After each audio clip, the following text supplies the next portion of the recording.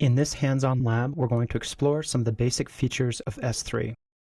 We'll create an S3 bucket, we'll upload 2 objects into that bucket, set policies on each object, validate the access policies to those objects, and then experiment with the RRS, or Reduced Redundancy Storage type, and SSE, or Server-Side Encryption.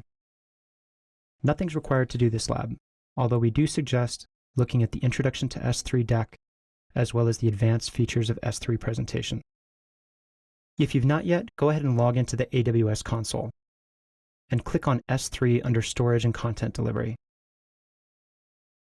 If this is your first time getting into S3, you won't see any buckets at all. Here you can see that I've created a bucket called Infinite Skills for the course. Let's actually go ahead and create a bucket, which is going to be a storage container for our objects. Again, bucket names are globally unique, so let's choose one that's probably not taken yet. I'm going to type my first name hyphen infinite skills, all one word, and leave it in the US standard region. When you're provisioning your buckets, you might want to consider where your assets lie and keep the bucket in the same region as your EC2 servers if you plan on sending assets back and forth between them. If you remember from the S3 presentations, data transfer inside of the region is free. We're going to go ahead and create the bucket. And here we go, the bucket's been provisioned for me. Now let's upload some assets into this bucket. Let's click on our bucket, which enables the upload. Let's go ahead and click Upload and add some files.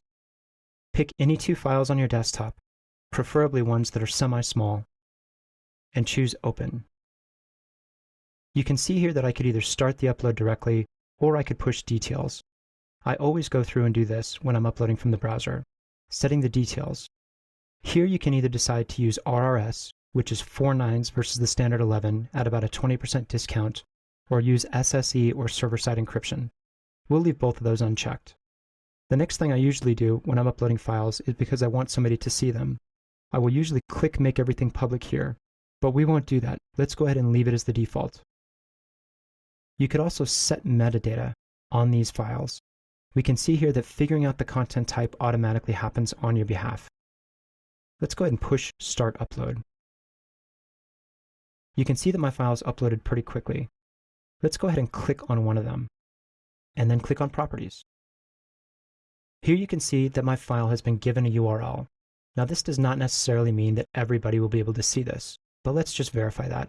Let's copy the link address, open another tab in our browser, and then paste the link address back in.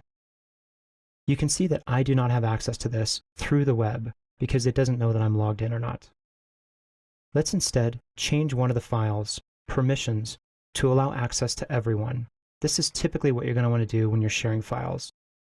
Here we're using the ACLs, or the Access Control List, and we're going to grant everyone the ability to open or download, but they don't need to see the permissions, so we'll leave those unchecked. Let's push Save, and see if we can access the object now, which we can. We can also set secure side encryption on a file. Let's take the other file that we just uploaded, and instead of accessing permissions, let's access the details. Here you can see that I can change the storage class to reduced redundancy and even set server-side encryption. Let's go ahead and do that in both of those instances. We can see that some keys were generated for me, and this file is now encrypted. When I go to access this file, if I have permissions to get it, Amazon will use the encryption keys that it just created for only that file and decrypt the file. Again, this adds a whole lot of security and lets S3 be compliant with applications that need encryption for data at rest. If you don't plan on doing anything else in S3, let's always do the last thing that we do in every lab and do cleanup. Here we can select Actions and Delete and clear these items out. Now notice this bucket is empty. Only an empty bucket can be deleted. If I go back to my bucket and I try to delete it here before it was empty, I would get an error. And let's actually do that with this other bucket that I created. I'm going to right-click on it and delete it. And I get this error. My other bucket that I just deleted, however, can be deleted because it has no content inside of it. S3 comes with a very generous free tier, which allows for 5 gigabytes of storage and 15 gigabytes of data transfer every month for 1 year. Again, please verify that this is accurate as of your viewing of this deck. Feel free to poke around inside of S3. Here's some things to try. Try bucket logging. Try lifecycle events for both Glacier and RRS. Try RRS simple notifications. Try to set Glacier uploads. The one thing about Glacier, it is actually a separate service, and let's look at that for a second.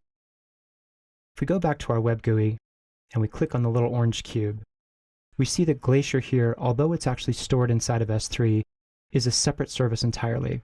If you want to upload things to Glacier, you actually have to go through Glacier. You may also want to experiment with website hosting, and a very advanced case would be direct from browser S3 uploads.